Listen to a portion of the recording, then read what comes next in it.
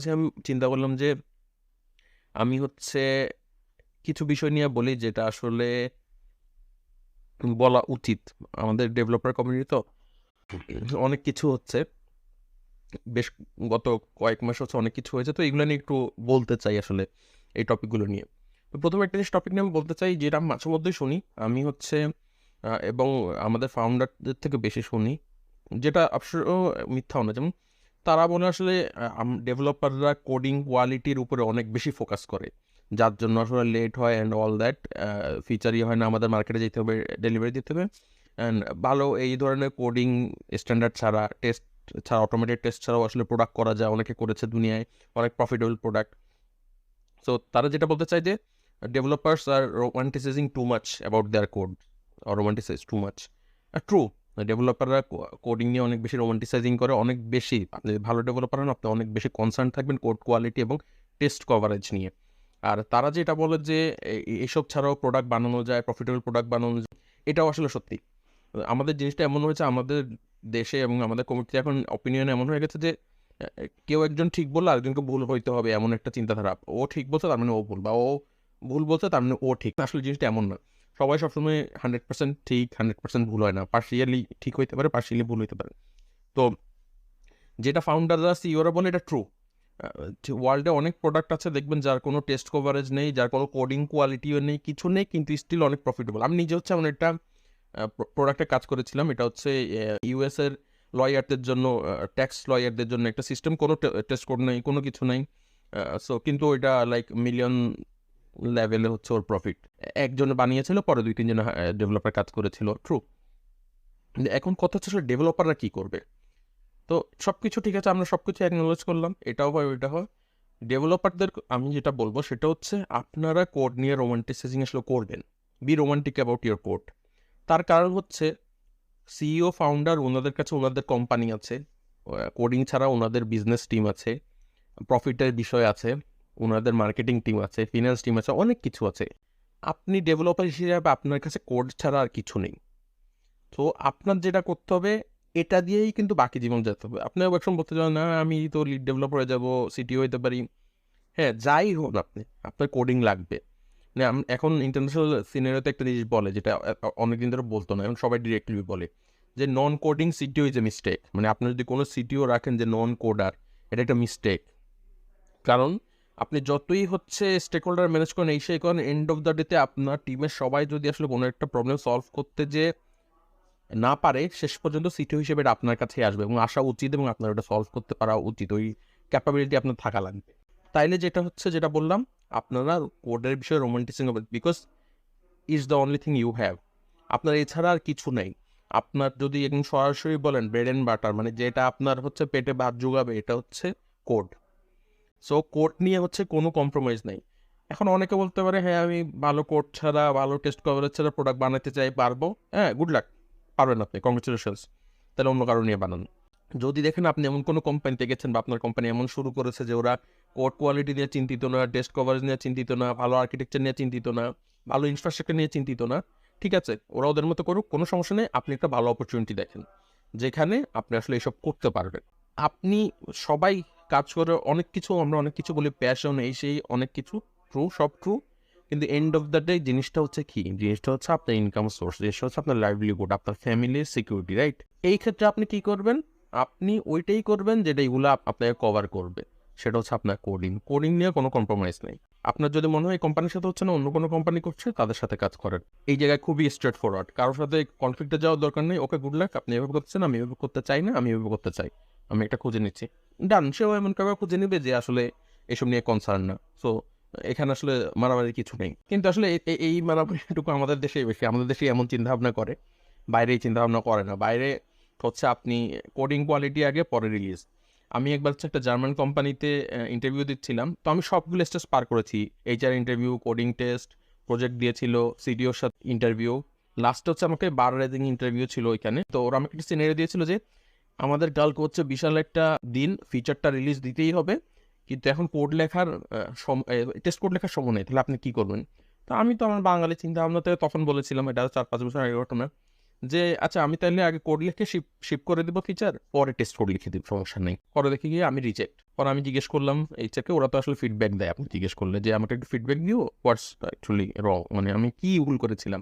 Release দেরি হবে, loss হলে হবে, কিন্তু টেস্ট কভারেজ সবাই যাওয়া লাগবে কোড। তার রিজন হচ্ছে হয়তো এখন অল্প কিছু লাভের জন্য আমরা টেস্ট ছাড়া দিয়ে দিচ্ছি, কিন্তু এই আনকভার্ড কোড একদিন আমাদেরকে বিলিয়ন স্কেলে হচ্ছে ড্যামেজ করতে পারে, যেটা অনেক সময় অনেকগুলো কেস স্টাডিতে আপনারা দেখবেন। তো বাইরে গেলে এসব সমস্যা নেই, এসব সমস্যা হয় না যদি আপনি মোটামুটি একটা কোম্পানিতেও যান। কিছু এক্সেপশন আছে, বাট এক্সেপশন থাকলে এক্সাম্পল হতে পারে না। সো এটা মাথায় রাখবেন যে আপনি আপনার এইসব কোয়ালিটি ধরে রাখবেন। টেস্ট লেখা, ভালো ইনফ্রাস্ট্রাকচার বানানো, ভালো আর্কিটেকচার দিয়ে সফটওয়্যার ডেভেলপ করা, কোড কোয়ালিটি ভালো করা, রিডেবল কোড করা, রিউজেবল কোড করা। তার কারণ হচ্ছে এগুলো যদি আপনি করেন, এগুলো হচ্ছে আপনার এমন সব স্কিল, এগুলো যদি আপনি থাকে আপনার কাছে, আপনার জব নিয়ে টেনশন করতে হবে না। যতজন ভালো ডেভেলপার আপনারা দেখবেন এটাই, তারা আসলে কোম্পানি এই সেই জিনিসটা ফোকাস করে তাদের স্কিলের উপরে। এই স্কিলগুলো হচ্ছে নিজের কাছে রাখেন, অন্য জিনিস হচ্ছে টেনশন বাদ দেন। এটা হচ্ছে একটা। আরেকটা টপিক নিয়ে আমি বলতে চাই, এটা হচ্ছে আমি কিছুদিন ধরে দেখছি যেহেতু আমাদের দেশে এখন অনেকেই হচ্ছে কোডিং কোর্স করাচ্ছে, বুট ক্যাম্প করাচ্ছে, এটা নিয়ে অনেক মতবাদ আছে। সো কেউ তাবিজ বিক্রেতা বলতেছে, কেউ বলছে, তো দুই পক্ষের মধ্যে অনেক মানামানি আছে। পার্সোনালি আমি বিশ্বাস করি যে এডুকেশন শুড বি ফ্রি। তো আমি ফ্রি এডুকেশন আসলে বিলিভ করি, কারণ আমার কাছে মনে হয় আপনি দেশ বলেন, সমাজ বলেন, পৃথিবী বলেন, এটা যদি আসলে উন্নয়ন করতে হয় লিটারালি আপনার আসলে শিক্ষিত লোকজন লাগবে। শিক্ষিত মানে এই না যে আসলে শুধু সার্টিফিকেট, আর্থিক দিক থেকেও শিক্ষিত হওয়া লাগবে, যাই হোক সেটা অন্য বিষয়।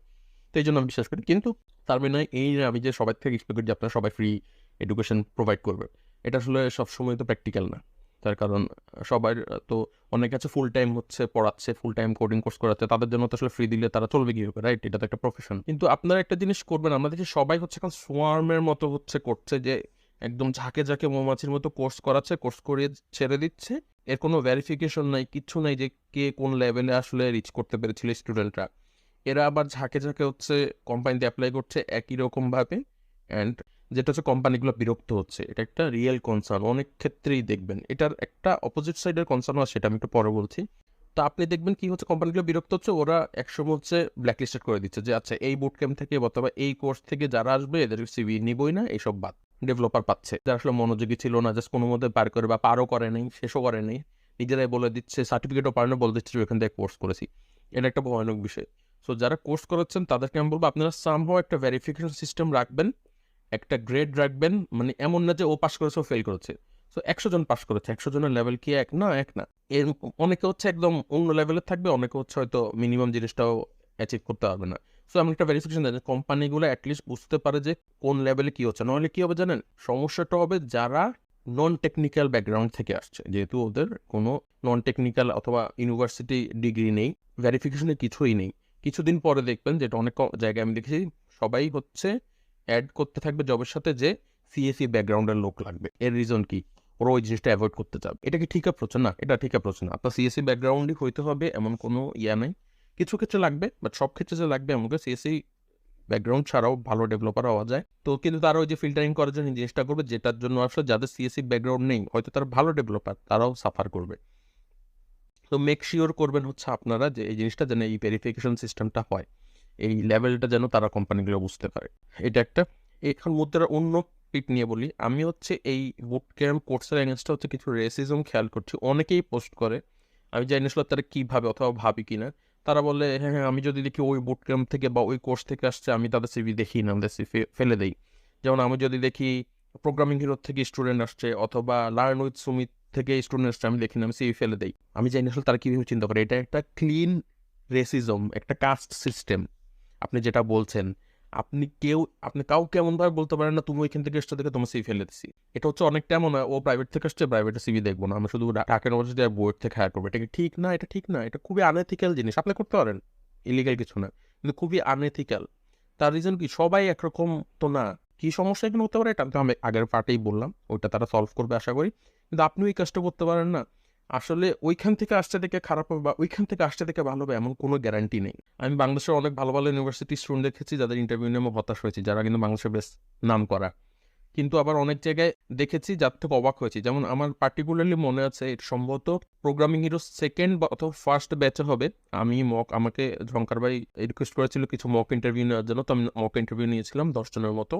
ওইখানে আমি 2টা ছেলে পেয়েছি, তা নতুন, দেখেন মাত্র কোর্সটা শেষ করেছে। তাদেরকে আমি জাভাস্ক্রিপ্ট নিয়ে যখন কোশ্চেন করা শুরু করেছি, আমি অনেক অবাক হয়েছি তাদের নলেজের লেভেল দেখে। মানে তাদেরকে হচ্ছে আমি ক্লোজার থেকে শুরু করে অ্যাসিনক্রোনাস কোডিং, তো আমি তো আসলে করি কি ইজি থেকে শুরু করি, আস্তে আস্তে দেখি ও কতটুকু ক্যান্সার দিতে পারি, আস্তে আস্তে হার্ড লেভেলে যাই। ওদেরকে আমি বেশ ভালো হার্ড লেভেলে যাই কোশ্চেন করেছি এবং সারপ্রাইজিংলি ওরা অ্যান্সার দিতে পেরেছে। মানে আমি খুবই সারপ্রাইজড অ্যান্ড খুবই মানে কি বলবো খুশি হয়েছিলাম যে আচ্ছা ঠিক আছে, নিউ কামার যারা ওরা এই লেভেল পর্যন্ত যাচ্ছে। আমি ওই যে এইসব কোশ্চেন করেছিলাম ওইসব কোশ্চেন আমি আসলে এক্সপেক্ট করি 4-5 বছরের এক্সপিরিয়েন্স জাভাস্ক্রিপ্ট ডেভেলপারের কাছ থেকে, এই এমন 5-6 মাস কোর্স করার থেকে না। তার মানে ভালো ট্যালেন্ট আছে, এখন আপনাদের সব বাদ দিয়ে দেন, এটা কিন্তু সাফার করবে, এটা কিন্তু ঠিক না। এইগুলো একটা জিনিস। সো এই জিনিসটা একটু বন্ধ করেন আপনারা। সিভি দেখে ইন্টারভিউ নিয়ে ভালো ডেভেলপার বাইর করে আনার দায়িত্ব আপনাদের, রিক্রুটারের, যেটা আমাদের দেশের রিক্রুটাররা বুঝেন না। আপনাদের কাছে মনে হয় আপনাদের কাছে হচ্ছে সিলভার প্ল্যাটারে ডেভেলপার হাজির করা হবে, সব জানে সব কিছু পারে, আপনি এটা জাস্ট হায়ার করে নেবেন। সো আমাদের দেশে এইচআর, অ্যাডমিন, রিক্রুটার এই 3টা জিনিস বুঝে না সবাই, এটাকে একদম কি বলে জগা খিচুড়ির মতো মনে করে না, এইগুলা ডিফারেন্ট জিনিস, এগুলো নিয়ে এখন একটু ঘাটাঘাটি করেন। 4 নম্বর পয়েন্ট নিয়ে বলবো ইংলিশ। আমি কিছুদিন আগে পোস্ট করেছিলাম যে ডেভেলপারদের ইংলিশ জানা খুবই জরুরি, তো সেখানে অনেকে দ্বিমত করেছেন। তাদের যুক্তিগুলোও ঠিক আছে, সবসময় লাগেন, এটা ট্রু। কিন্তু আমাদের দেশে যদি আমি বলি আপনার লাগবে কেন জানেন, লোকাল ইন্ডাস্ট্রির অবস্থা ভালো না। বেশিরভাগ মানুষই লোকাল ইন্ডাস্ট্রিতে কাজ করে আসলে জীবনের খরচ উঠাতে পারে না, এটা সত্যি।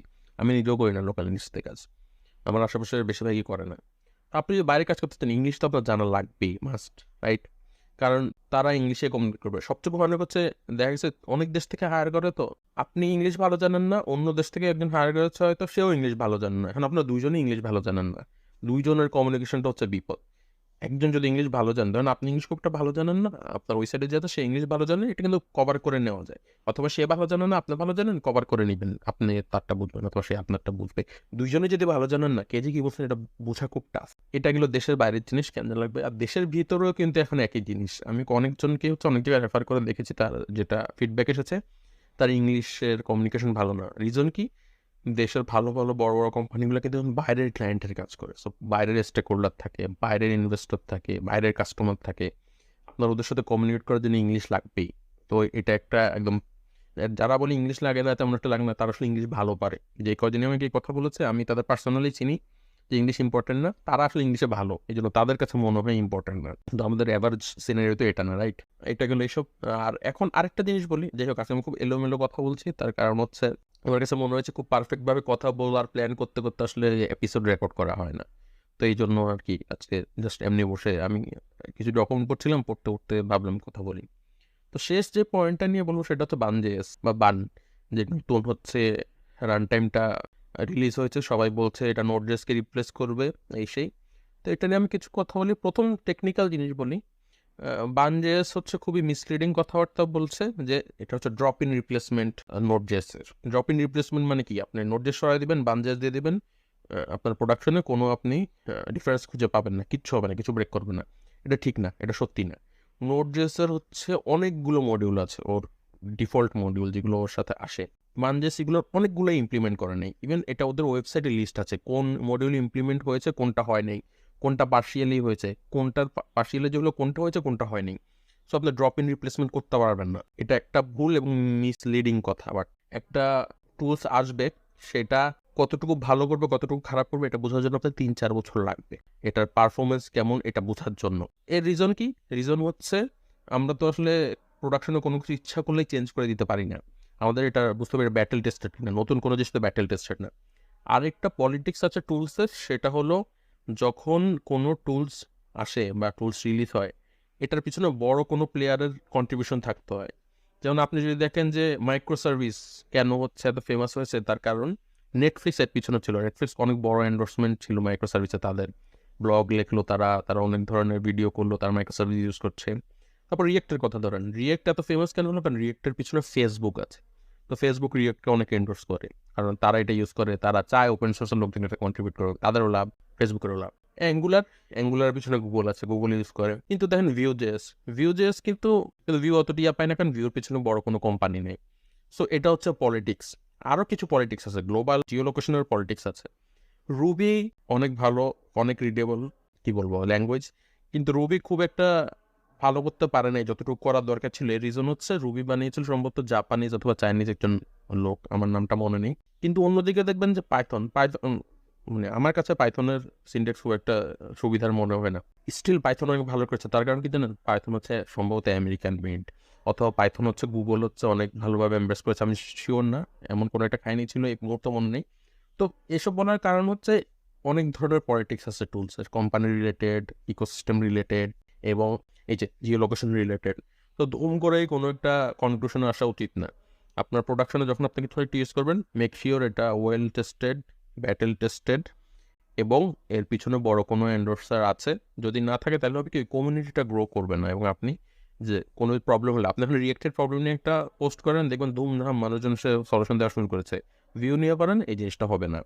তারপর হচ্ছে মাইক্রোসফট একটি আছে নকআউট ড্রেস, অনেক হয়তো নামও শুনেননি। দেখেন এই ক্ষেত্রে কি হচ্ছে, মাইক্রোসফট ওয়ার্কে এন্ডোর্স করেছে বাট সামহাও হয়নি, অ্যান্ড ওটা এখন অনেকে ইউজ করে, কিন্তু মাইক্রোসফট এন্ডোর্সার হিসেবে খুব একটা মানুষ ট্রাস্ট করে না দেখা হয়তো ওইদিকে মানুষ চায়নি। তো এসব জিনিস মাথায় রাখবেন। আর এই আজকে আপাতত আর কোনো টপিক মাথায় আসছে না, তো এগুলোই বলার ছিল। আর এগুলো আমার নিজের অপিনিয়ন, এগুলো কোনো লাইক বাইবেল থেকে বা কোনো ইয়ে থেকে আসে নাই, যেগুলো মানতেই হবে।